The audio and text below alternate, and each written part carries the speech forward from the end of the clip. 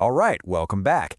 Today, we're diving into a real historical head-scratcher. We've got an ancient Egyptian scroll, a 19th century prophet, and a modern discovery that basically put them on a collision course. It's a fascinating puzzle. So let's just jump right in.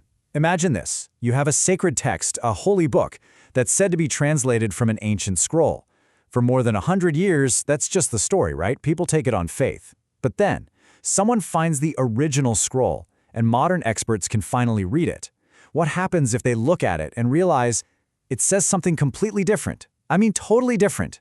Well, that's not a hypothetical. That is the exact puzzle we're getting into today. Okay, so here's the timeline. The whole thing kicks off back in 1835. Joseph Smith, who founded the Latter-day Saint movement, gets his hands on some Egyptian papyri. From those, he produces the Book of Abraham. Now, for decades, everyone thought the originals were gone for good, probably burned up in the Great Chicago Fire. But then, and this is where it gets really interesting, in 1967, some fragments just turn up in New York's Metropolitan Museum of Art, of all places. And that rediscovery, well, that's where our investigation truly begins. So, for the very first time, Egyptologists could lay the surviving papyrus fragments right next to the scripture they supposedly came from. And what they found? Well, it kicked off a debate that's been raging for decades. Why? Because the ancient text and the modern scripture were telling two completely, and I mean completely different stories. So the big question is, what did that original scroll actually say? So, what was actually written on that piece of papyrus?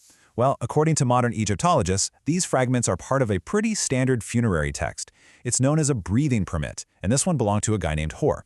Think of it like a spiritual passport, you know? It was a common document meant to help Hor's soul navigate the afterlife. The key thing here, it had nothing to do with the biblical patriarch Abraham, at all. And this brings us to the first major piece of evidence in our little investigation, the direct linguistic mismatch. I mean, when you put the papyrus and the Book of Abraham side by side, the gap between them, it's just staggering. Now this is where you can really see the problem. We have notes from the scribes back in the 1830s that show what they were doing. On the left, you've got a single hieroglyphic character, just one. Egyptologists today know it just means Hor. But on the right, you see what it was translated as. This huge, long passage all about Abraham's life and his journey. So we're not talking about a loose interpretation here. This is a single symbol being turned into paragraphs of a completely different story. And, this puzzle wasn't just about the words. It was in the pictures, too. The Book of Abraham includes 3 illustrations they call facsimiles, which were copied straight from the papyri. Let's take a look at the very first one. All right, so on the one hand, Egyptologists look at this and say, yep, that's a classic lion couch scene. It shows the god Anubis resurrecting the dead person, our guy Hor. Pretty standard stuff. But in the Book of Abraham, the story is that this is an idolatrous priest trying to sacrifice Abraham on an altar. I mean, 2 totally different narratives. But, and this is a really interesting but, look closely at the figure on the couch. See how his legs are raised? He looks conscious. That detail? It's unique. We don't see it in other lion couch scenes, and that just complicates things. It makes it harder to just dismiss it out of hand. So at this point, you might be thinking, okay, case closed, right? It seems like a 19th century invention that just used some cool-looking Egyptian artifacts as a prop. But just when you think it's that simple, archaeology throws in a few curveballs that make this story a whole lot more interesting. So the Book of Abraham mentions this very specific place, the plain of Olisham. It says this is where these sacrifices were happening. And for over a century, critics pointed to this name as slam-dunk proof that the whole book was fictional. And why was it proof? Well, because for 140 years, there was absolutely zero record of a place called Olisham. Anywhere. In any ancient history text, as far as anyone knew, it just didn't exist. Until, one day, it did. And boom, this is the twist. In the 1980s, archaeologists are working on this 4,000-year-old tablet, and they find a mention of a city named Ulisum. Not only is the name a near-perfect match for Olisham, but its location in northern Syria fits perfectly with the geography of Abraham's journey as described in the book. Now, is that just a wild coincidence? Maybe, but for believers, this felt like a massive archaeological bullseye. And Olisham wasn't just a one-off thing. There's more. The book talks about human sacrifice in Egypt, something that was once dismissed, but now we have archaeological finds that point to ritual executions. The book's description of the universe, it's geocentric, with the Earth at the center. That's exactly how an ancient person would have seen the cosmos, not how a 19th century American would. It even has these surprisingly complex ideas about time slowing down or speeding up near a central star, which weirdly enough echoes concepts you find in some ancient Jewish texts that definitely were not available in English back in 1835. So, how in the world do we make sense of all this?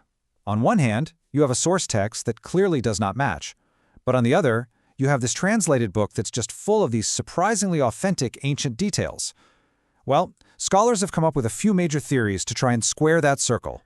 Okay, so there are basically three big ideas on the table. First, you've got the lost scroll theory. This one argues that the real Book of Abraham was on the huge chunks of the papyrus that were lost or destroyed. Simple.